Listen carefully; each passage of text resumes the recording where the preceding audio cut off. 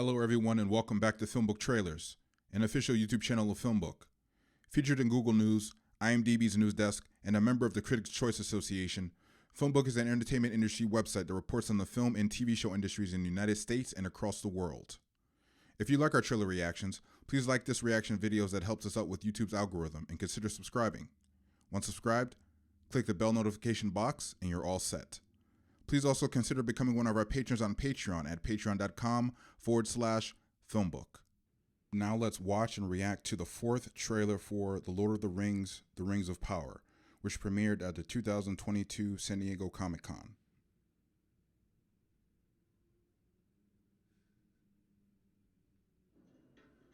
At last was ended.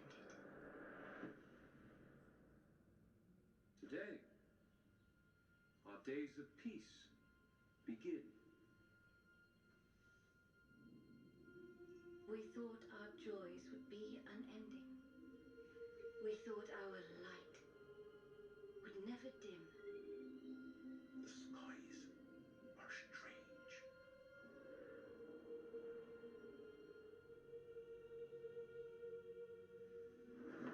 It is here, Galadriel. The moment we feared.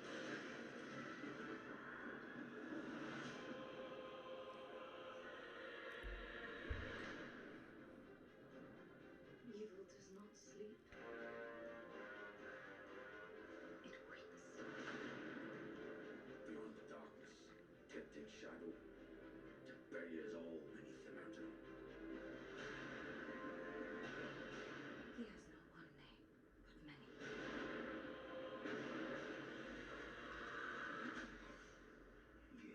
blood, Gerd sour.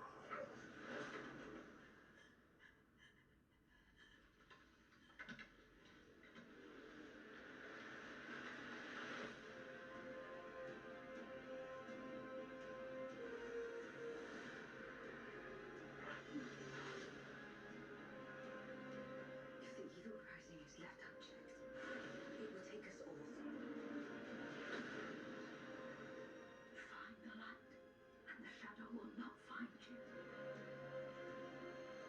Together we can survive this! Fight with me.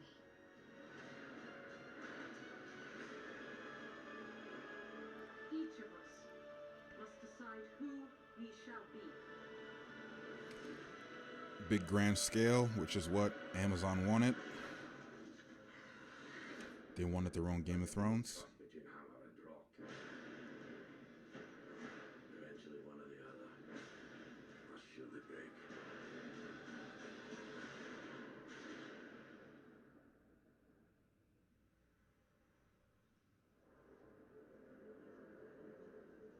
You have been told many lies of Middle Earth.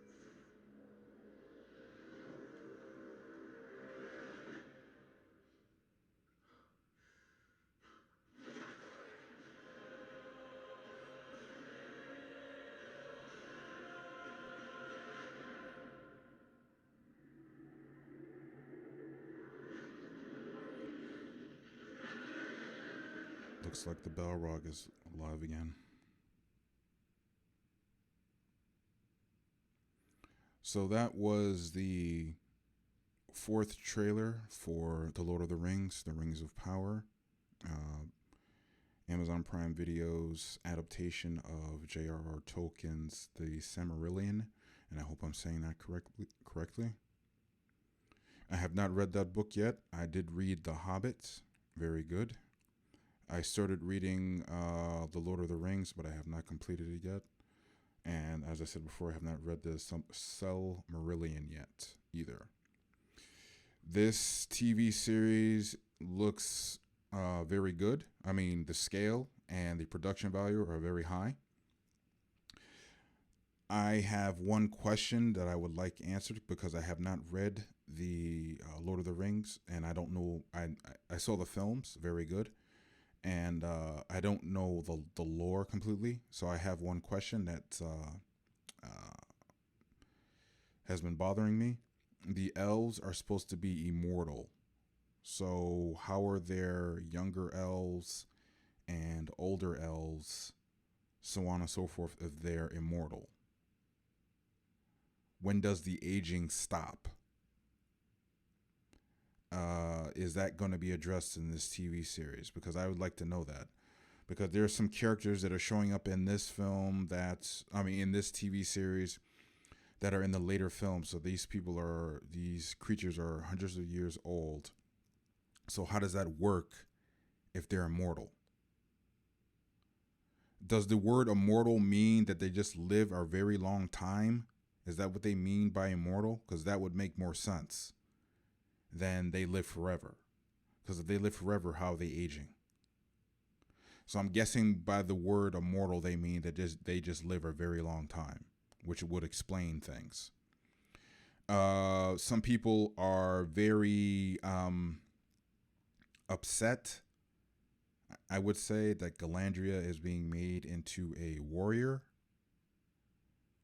or was a warrior in her past, because they don't get that. I don't get that either, unless, if that's the way it was in the book, in the Silmarillion, which is what this is being based off of, then fine. She was a warrior in her past, and now she is a leader. And then in the first 3 Lord of the Rings films, she was a leader who did not pick up the sword. She had evolved into that. Okay, I get that. But if they are just making her into a warrior in this TV adaptation, just to give fans of the original films a familiar name attached to a female warrior, then I do not like that. They could have had a different character be the female warrior in this film and not call her Galandria. They could have had Galandria be a priestess and then had another character be the warrior elf character. They didn't have to put the 2 characters together if Galandria was never picked up a sword and never fought in any wars. Then they didn't have to make her into a warrior. So if that's the case, then I don't like that. If that's not the case, then I have no problem. I do like the different elements from the first films that are being brought back to life or I shouldn't be saying brought back to life, that are being used in this TV adaptation. I don't know what the storyline is. It seems like there was a war in the past, in the Second Age. That war ended. There was an extended period of peace. They thought that the evil had been vanquished, and it looks like they thought or spoke too soon. Maybe that evil was vanquished, but now another one is growing in the shadows and is taking its place, and maybe that's what's happening here. They're talking about certain people's names, certain realms, and I'm guessing that's what's happening. I, for one, am looking forward to this. I will give it a chance. There are a lot of people saying they're complaining about, as I said before, Galandria. The other people are complaining about wokeness, and other people complaining about the ethnicity of certain characters in this adaptation. I think the 2 things that they should be centering their attention on are the scripts and the acting. If the scripts are bad and the acting is bad, then it doesn't matter the ethnicity or that a character is a woman or not. It'll just be bad. If the acting is good and the scripts are good, then you're going to have a good TV series. It doesn't matter the gender or the race of the person playing a character or not. It matters the storyline, the script, and the acting, period. Everything else is window dressing. The special effects, the costumes, all of that. If the acting is bad, the storyline is bad, and the scripts are bad, it doesn't matter if the show has good production value or not. It doesn't matter if the costumes are good or not. It doesn't matter if the special effects are jumping off the screen or not. It's just going to be bad.